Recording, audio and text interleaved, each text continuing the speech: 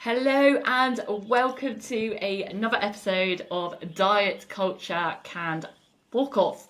So I've got Emma, lovely Emma, with me today. We're going to do our Q&A. How are you today, Emma?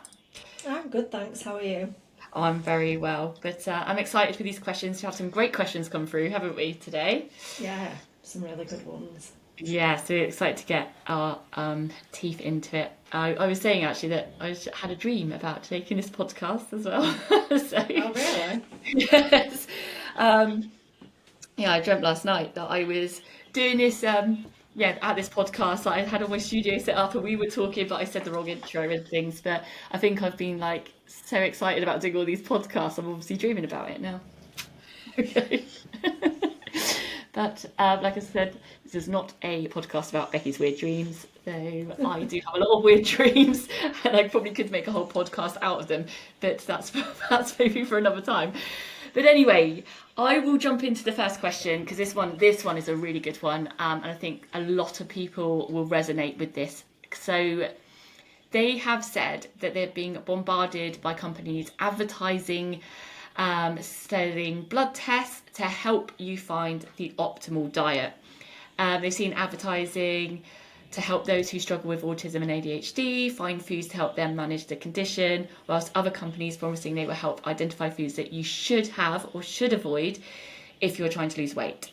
There's something about this that feels quite predatory, and I question the science behind it all. What are your thoughts? And I do feel like people are getting bombarded by a lot of this stuff at the moment. But yeah, what's your initial thoughts on this, Emma? Yeah, this is a really great question because it is really relevant at the moment because it is all over socials. And I had a message actually from one of these companies yesterday to see if I wanted to be a brand ambassador and market to people that follow me on my Instagram. This is all over social media. But I think that these blood testing companies are leaning heavily into marketing rather than relying on actual science, and it can feel quite predatory because these companies are looking at what people are struggling with and trying to offer them a solution to their problem. But it's not always the right avenue to go down because it's not related to actual science. So there can be some good blood tests which are beneficial and that are evidence based, like if you're deficient in iron or vitamin B12, but there isn't a blood test that can tell you what foods to eat Yeah, or anything that can solve a problem yeah, absolutely. unless it's low iron or something like that. Yeah, no, and I absolutely agree. I feel like I'm very skeptical of this stuff. Like, there is a lot of noise out there with it all as well, especially around food and all these blood tests or whatever they can do. And I do believe as well with people having more access to be getting a test for ADHD and autism, that they're preying on these people's vulnerabilities. Like, Yeah, and we work with a lot of with clients with ADHD and autism that have had a late diagnosis, and they're yeah, exploring what that basically like having to explore a whole lifetime of being yeah, misunderstood. So, I feel like they're very vulnerable at the moment while they're exploring these certain things, yeah, certain habits, certain behaviours. And these companies, it just seems like that's a bit like preying on that vulnerability, especially definitely, yeah, more people are getting diagnosed at the moment, which is fantastic for those like who've been struggling. yeah. But then there's that exploitation of that, I guess, with these certain companies doing that. And for me, like we know, like it comes down to a healthy, balanced diet with anyone. Yeah, That's what you need to work on first, making sure that you are like getting enough nutrient dense foods in, your fruit, your yeah, veg, protein, because that's going to affect your overall health and well-being for neurotypical and neuro yeah, divergent people. And we know as well, don't we? Like, there's the habits and behaviours around it, the sensory issues, for example, as yeah, well. Like if like with autism, like certain textures and things like that. So what are they going to do with that? That's what my question would be. Like if someone's having issues around like sensory issues around food, or they don't feel hunger, which is another thing with autism as well. If you're struggling with those yeah, sensory issues, then and then with ADHD you've got the forgetting to eat as well, or the Yeah. hyper focus on certain foods, or searching for the dopamine hit as well with certain foods, which is where the high sugar foods come in. So what would they do with that? Because it sounds like they're just like, oh, you know, it's a diet, but that doesn't seem right, because as we know, Yeah. that's not just, people aren't going to be able to stick to it if it's not something that actually works for them. Yeah, it's setting people up for failure, isn't it? Because it's Yeah. not dealing with the behavioural side. Yeah, which we know That's what people need support with, isn't it? is the biggest part. Yeah. And yeah, we do a lot of work with our clients around this, don't we, to find like what works for them, like to help them with remembering to eat, what kind of foods they Yeah. eat. Like they might hyper focus on certain foods for for a few weeks, and they're like, I don't like this anymore. So what do I eat now? Yeah, Like, I'm guilty of that one. Not gonna yeah. lie. Until you can't stand it, and that's it then. I'm the other way. I've been having smoothies for my breakfast for years, and it's my favourite, and I'll just continue. Like that's my thing. I don't like, the thing is, like, because I don't like eating fruit. Like I don't like snacking on fruit. So the way I get fruit in is through having smoothies. Like Yeah. because I love smoothies and having frozen fruit. But again, it's like I don't force my clients to eat stuff that, or we don't force our clients to eat stuff that doesn't suit them. Yeah. So they're like, oh, you should have this food, but you hate it. Like that's Yeah, you're just not gonna stick to that. You might white knuckle it for a little while, but then you're like, no, I'm not doing that. yeah, absolutely. You're like, no, I can't do it anymore, and then you give up, and then you end up back at square one. Back it. Yeah, definitely. So yeah, healthy, balanced diet, looking at your habits and behaviours around food, that would be key. So I would Yeah. avoid this kind of stuff. But yeah, around the losing weight, again, similar issues there as well. Like it's absolutely just bullshit to me. Like Yeah. again, it's working with like what foods suit you, like digestive issues, and like I know you said like about cutting out dairy just now, Emma. Like, didn't you? Yeah, I did a hair tolerant when where they test your hair follicle to see if you're intolerant to anything, which is a load of shit. This was years ago, but it said what came out of that test was that I should avoid dairy, and I know some people do struggle with digesting dairy, but I don't, so it told me to cut out dairy. I cut it out for a couple of weeks, couldn't stick to it, if I had been able to keep that up longer term, like that could have been quite detrimental to my health because of my bone density and my teeth, and it's good for your hormone health, and it's a good source of protein, and it's cheap, and all those benefits that you get from consuming dairy. If I'd have listened to that test, that would have been to the detriment of my health. Yeah, absolutely. And this is why it's really important to look at like what works for you. And we do ask our clients, like, you know, if they're having digestive issues and stuff like that, because Yeah. that can be like, oh, okay, maybe this is a food to avoid, or maybe sometimes you're eating too much of something. Like, I know that I work better on a high carb diet than a high fat diet. If I eat a high fat diet, I get Yeah. digestive issues. But I can eat those carbs, which, Yeah, I which love a carb. which Alex hates. He's like, how can you eat all these carbs and like stay the same size? And I'm like, today. But then if I eat loads of like cheese and stuff like that, I get really bloated and I get digestive issues. So where he's better on a high fat diet. So Yeah. again, people digest foods differently. That can be down to environment. It could be like what you were growing up like eating. Lots of different things come into that. Like I was saying, my client who grew up in Alaska, she didn't have access to fresh fruit, so she really struggles to digest fruit.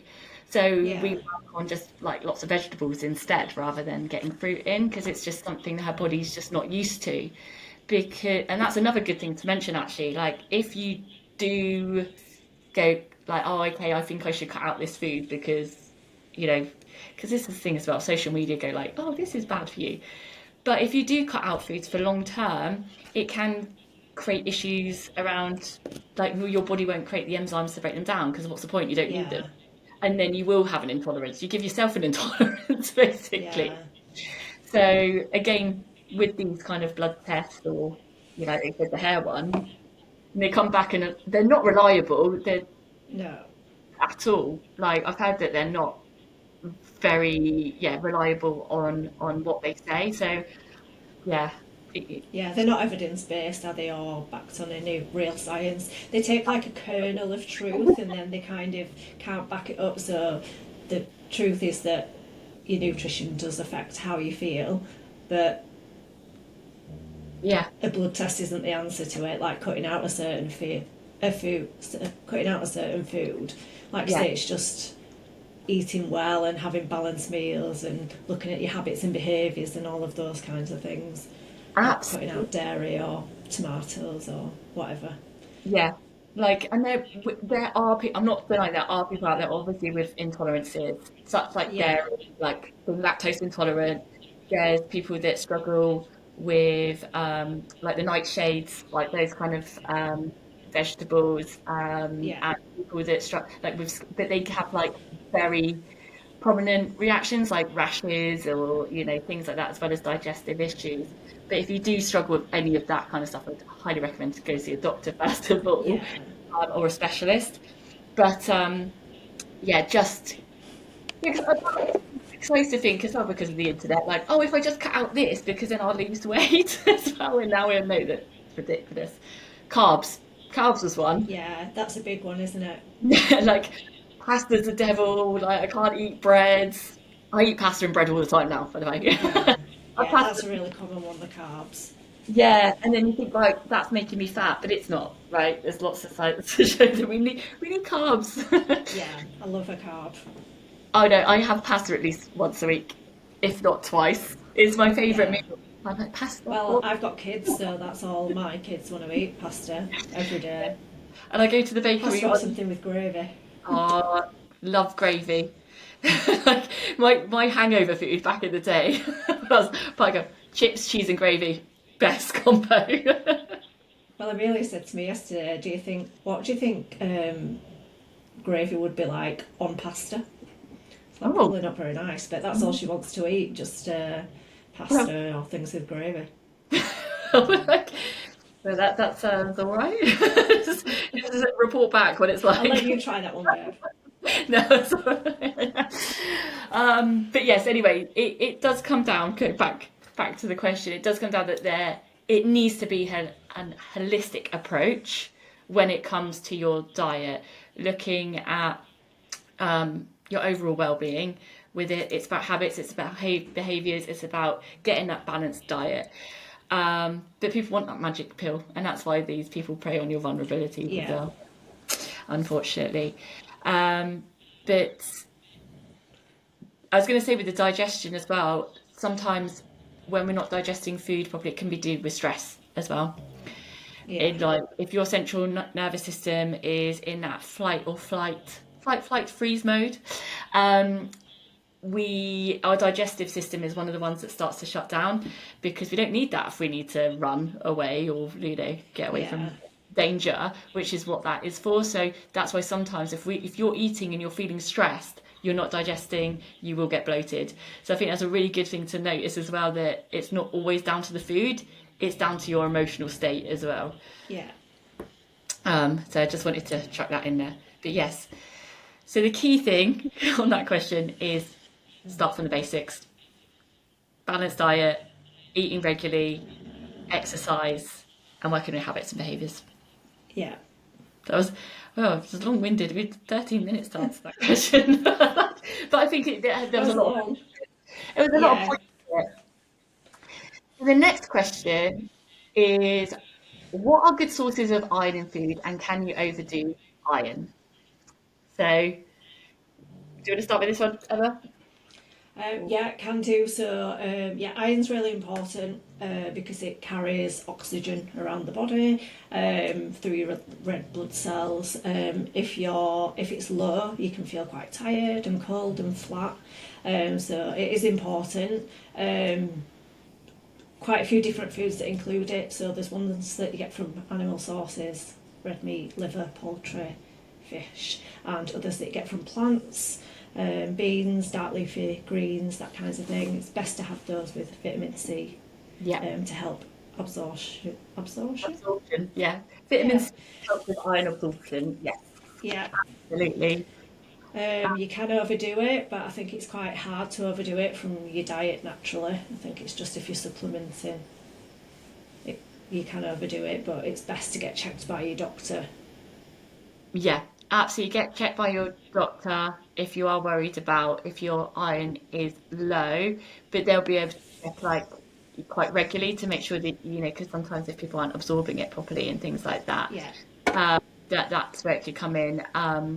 But yeah, having if you're not having supplements and you're doing it from food, definitely can't. It's hard to overdo it, like you said. But it's yeah, about amounts between 20 and 60 milligrams per kg is kind of a harmful area to be in. So obviously that is quite a lot. If you look at like what you get out of food, yeah, you would have to be highly supplementing it.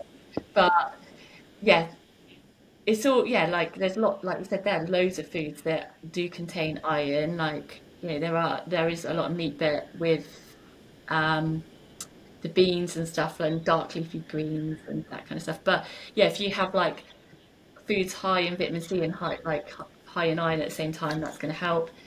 yeah, Colourful plate, rainbow plate, that's what we like, isn't it? To say the yeah. more, the more colourful your diet, the more vitamins and nutrients you'll be getting. Yeah, I speak to clients a lot about iron around the period if they've got heavy periods. I know that my daughter struggles with heavy periods, so this is something that I try and work on with her, but just things that she will eat. Because Yeah, obviously she's a teenager, so she's got a particular palate, but things like minced beef, she'll eat chicken thighs, they've got more iron in than chicken breast. Things like baked beans, like cereals that are fortified, so like Weetabix or Cheerios. Um, yeah.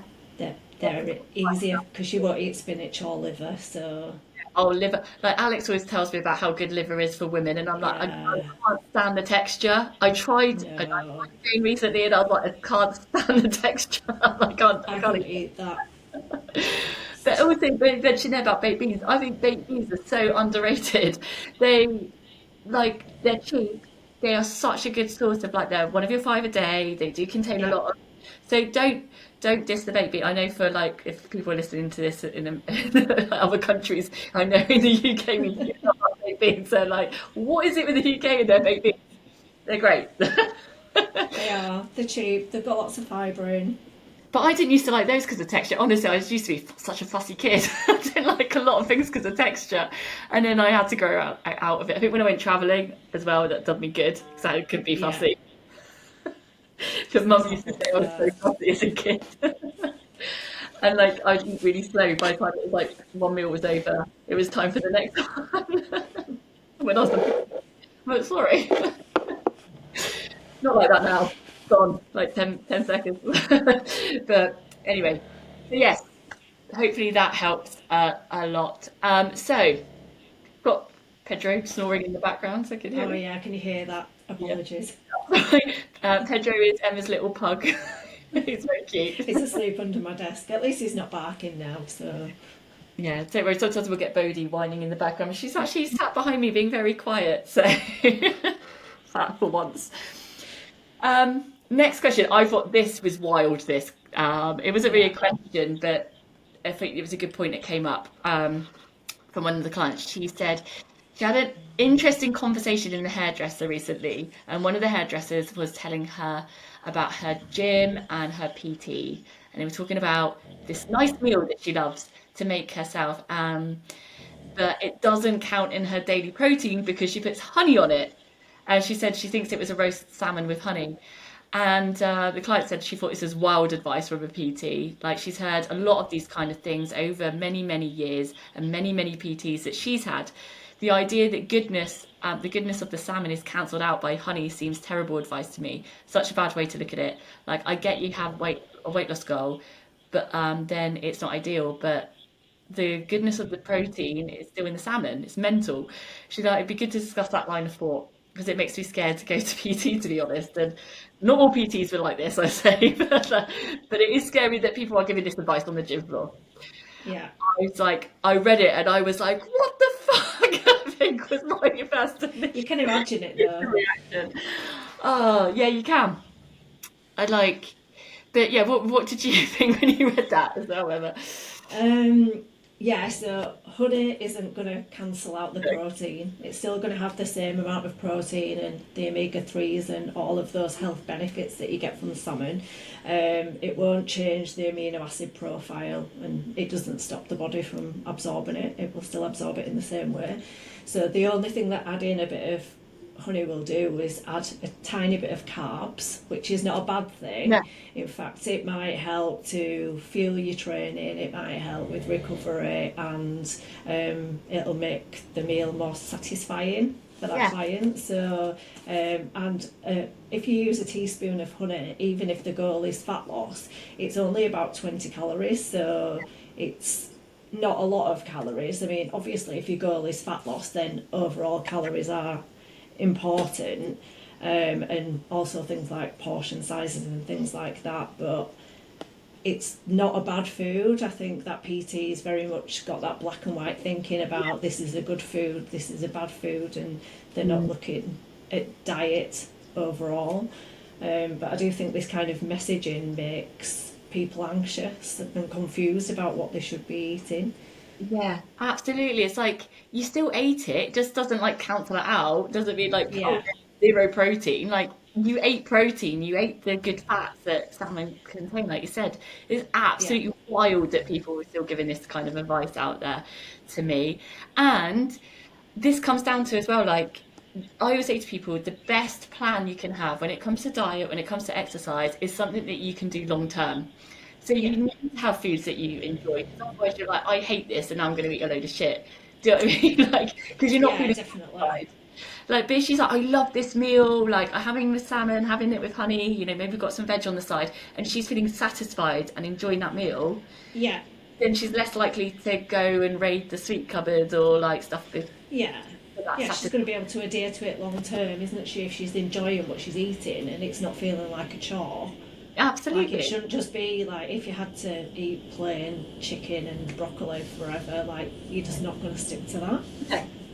It's like, oh well, you know, I had some sweets, but it's okay because I ate some fruit afterwards. It cancels it out. Like it doesn't exist. It's just the same way of thinking. But I just, yeah, it's absolutely nuts to me to read that. So guys, if you put honey on your protein, if you put honey on any protein, it doesn't cancel it out. You still had what 20, 30 grams of protein or whatever that Yeah. salmon contained. God, I wonder yeah. what that PT would have to say that I have chocolate on my breakfast most mornings. Yeah, I don't know. Can't. I don't know. I was going to say cancel that out, but I don't know. Like what? Would it cancel out the protein from the protein powder? I don't I know. know. Well, I have like a cookie every like for sometimes a few times a week to be honest, and like it's this again like, and I think this comes down. I was going off a little bit here, but I think this whole it just reminded me of this the conversations that I've been having recently about like when you save things for the weekend. Like I can't eat this chocolate and I can't eat this cookie or whatever. It has to be on the weekend, and then people overeat on the weekend, and why they get stuck in Yeah, cycles. It's a few conversations I've been having recently. But it's again, it's like that's why I eat those cookies and I eat that chocolate when I want because sometimes on a yeah, Saturday I'm like I don't want it, and it's like yeah, because I've already satisfied, and I've had a little bit in the week. yeah. But I'm obsessed with the Marks and Spencer's gingerbread cookie things at the moment with the white Oh, they chocolate. sound nice. Oh, they're Yeah, delicious. it's the same with the chocolate for breakfast for me because I used to not eat chocolate and then I would binge on it, Mm. because I'd restrict myself from having it. So then when I did eat it, I'd eat all the chocolate. But now because I have it every day, it's just not even a special food to me. Yeah, I think that's what it's Like, picked up. so I can take it or leave it. If it's days where I don't want it, I don't have it. But it's there. It's not kind of on a pedestal anymore. Yeah, same as me. Like, and I used to like, so I was like, oh, I've been good all week. Like, but I used to really Yeah, high restrict, like, so really not eating many calories in the week. I used to be in a little competition with myself, like, how low can I like, or be under, like the calorie targets I used to get on my fitness pal. Like, yeah, how much under them could I get? Which is terrible, terrible. Don't do that, guys. Um, like, and then on the weekend, I'd be like, oh, I want all the sweets. I used to crave sweets yeah, all the time. Now I know I was craving sweets all the time because I wasn't getting satisfied, like I wasn't filling myself yeah, up with nutrient dense foods. So yeah, if you're someone that does crave sweets all the time, it's probably because there's something missing in your diet, and it's usually because you're not eating enough calories, Yeah. or enough, like, whole foods and stuff. But yeah, now I barely eat sweets. I don't even like, because you used to eat the gummy sweets all the time. I don't even buy them now, and that's what I No. used to crave. And now I'm like, I know now it was my diet. I just wasn't eating enough. Yeah. And that comes down, I suppose, back to sorry. Yeah, your body's craving that quick energy then, isn't it? If you haven't got energy because your calories are so low, then it's craving that quick, high carb energy. Yeah, especially because I was going gym and doing like cardio, like flat out, like 6 times a Yeah. week, as much as I could. God, terrible when I look It was a back. miserable life, wasn't it? Just makes you miserable. This is why I know exactly, like, if you're feeling that, and like well, both Emma and I have been there, and I like are so much happier now that I don't have to like, they just have this freedom around foods that I don't stress, Yeah. I don't even track. I know what works for me, and it's like it's getting to that point where it's like, yeah, I know I've got a healthy balanced diet. I eat the chocolate, I eat my cookies when I want, but it's not Yeah. overdoing it. Yeah. That's the key, And and overthinking it. not overthinking it, not restricting it heavily. And that's the thing, when you do restrict heavily, but all you think about is food, food, food, Yeah. food, food.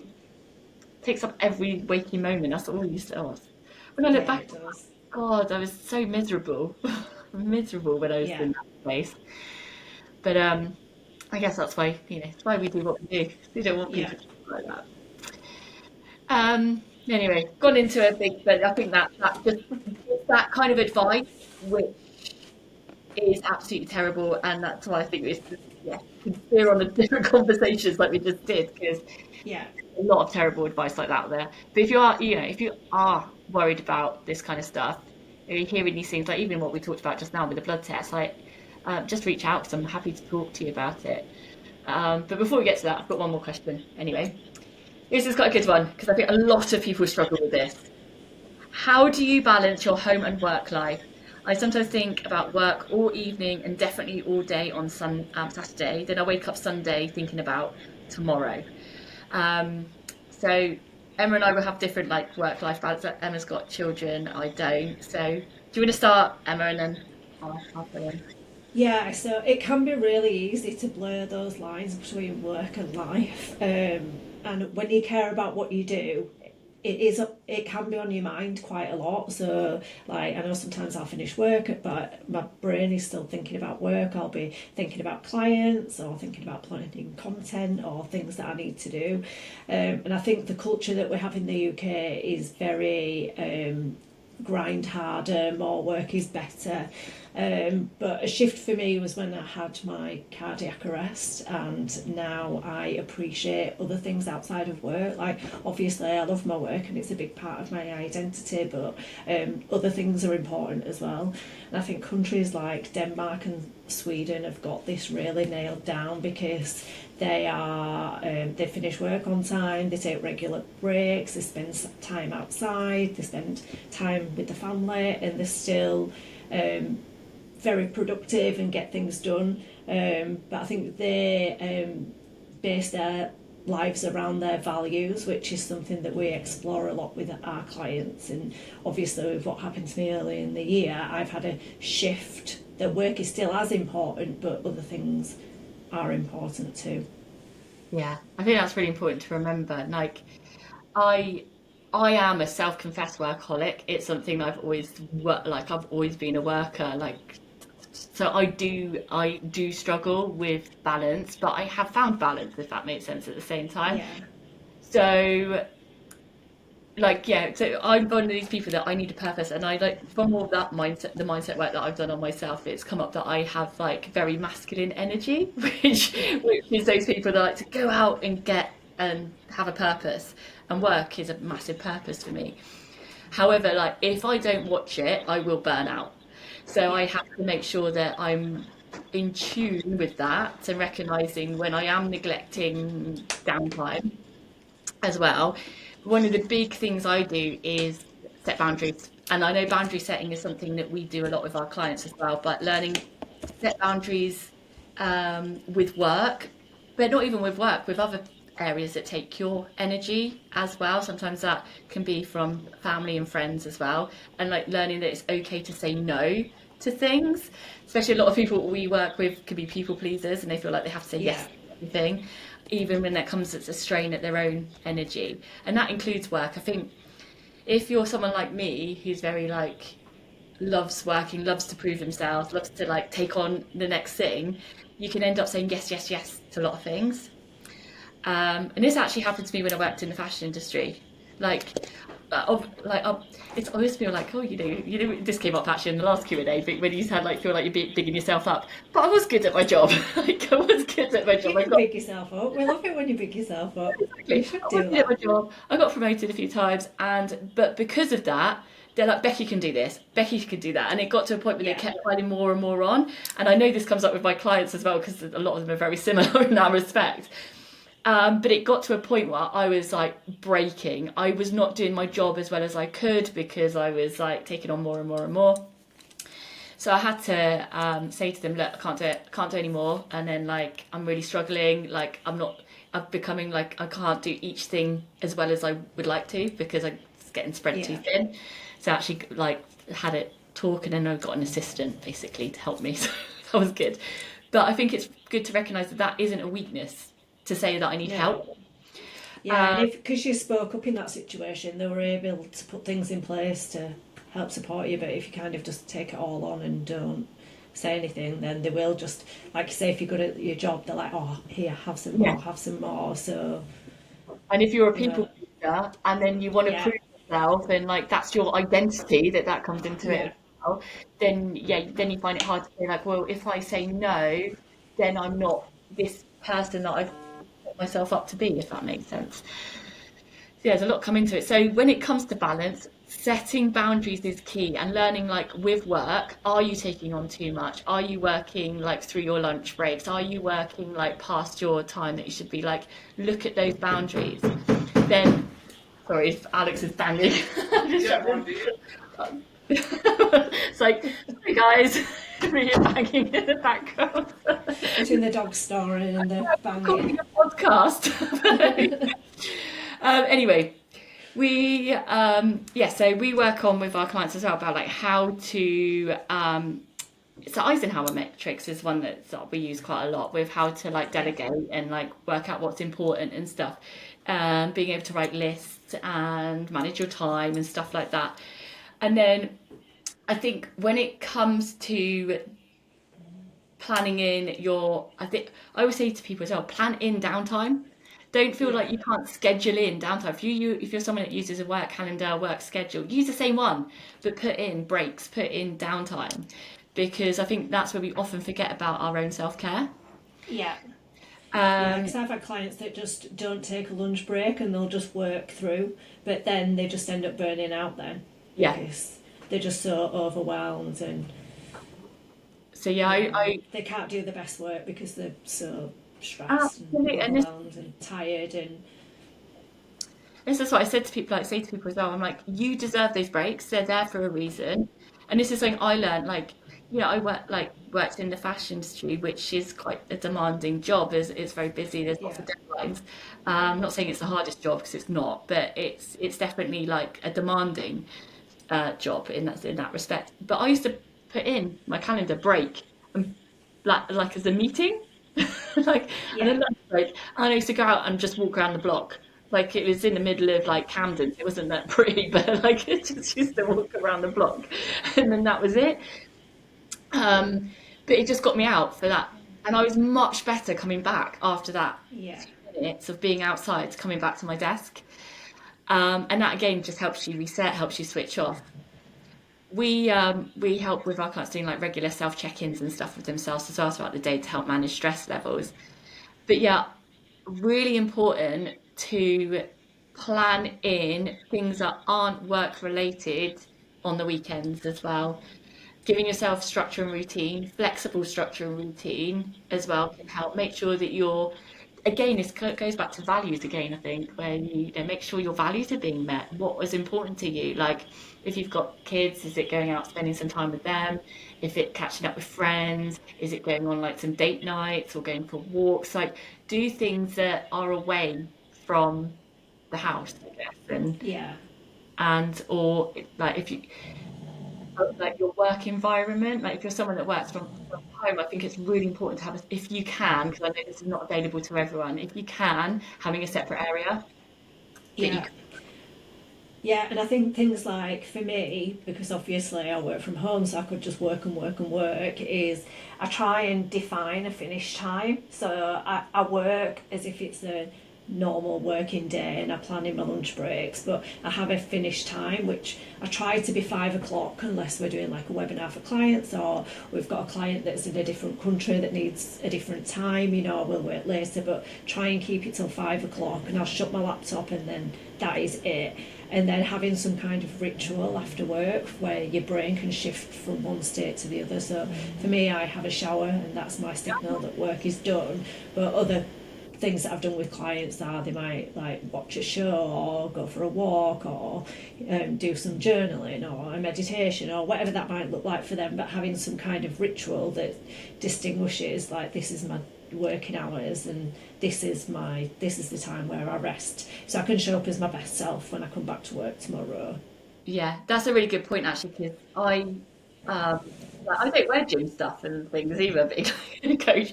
But when I go to the gym in the morning, I come back and I get dressed into like my clothes. When Yeah, I finish work, I put my comfies on, like my jogging bottoms. yeah, Like, but and the that's like, loungewear. yeah, it's like my I'm in my lounge, I'm in my downtime now. I can't promise like completely switch off because sometimes I do. I'm guilty of like replying to messages sometimes and things. And I do sometimes have to like catch up with things on the weekend. But I do try and set the time of like, and even Alex, he watches me very like, Yeah, I was going to say Alex tells you off, doesn't he? It's he like does tell no. me. He's like, it's your downtime, you're switching off, close that phone. Sometimes he takes my phone off at me. So, um, but I do think it's important. Like, I've got things that I like to do on the weekend, like make sure we go for a long walk with Bodhi and things like that. Yeah, So, um, but I do like, I think as well for me, for being a business owner, it is hard to switch off because I am constantly thinking about things or things pop in my head. But what I try to do is not action it. Um, but I do write things down. So if I'm yeah, like, this is, if something pops in my head, I'm like, oh, I need to do that. I want, oh, that's reminded me about this, or that, oh, that client was having an issue with this. I've just thought about it and like what we can do to help. You know, those yeah, things come up like when I'm out and about sometimes, like, yeah, yeah. Because those thoughts will pop into your head, and it's something that you need to do, but just not right there and then. yeah. So I go and write it down in my book, like, or write it in my notes. And then I'm like, Yeah, okay, I can forget about it now because it's there and I'll deal with it on Monday, if that makes sense. Because I think that's important. Like, it's okay if those thoughts pop up, but what's the difference is not taking action on it, engaging in it. engaging in it. Absolutely. I hope that helps because there's a lot to do with like work-life balance, but it does come down to like boundaries, making sure that you're doing things that fill your cup for your downtime, Yeah, back to your values, to see, you know, what is important to you and what, you know, brings you joy, and making sure those include. But yeah, writing down if anxiety is coming up around certain issues around work or you're, you know, getting into that, write it down, journal about it. I think that's the best way to do it. yeah. Get it out of your head. Yeah, absolutely. But that was all the questions this week. I feel like that was a good, another great session there, Emma. So, like I said, we did touch on a lot of subjects here with a lot of different issues that probably resonated with quite a few people.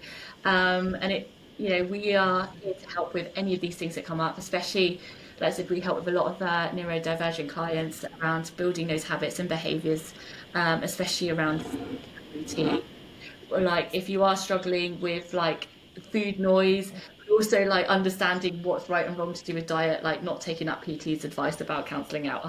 It's just like, but if all that kind of stuff is, if you're feeling confused about that, absolutely like the links to my Instagram or to apply for like inquire about coaching as well is all underneath this podcast. So if you've got any questions at all, I'm here to help.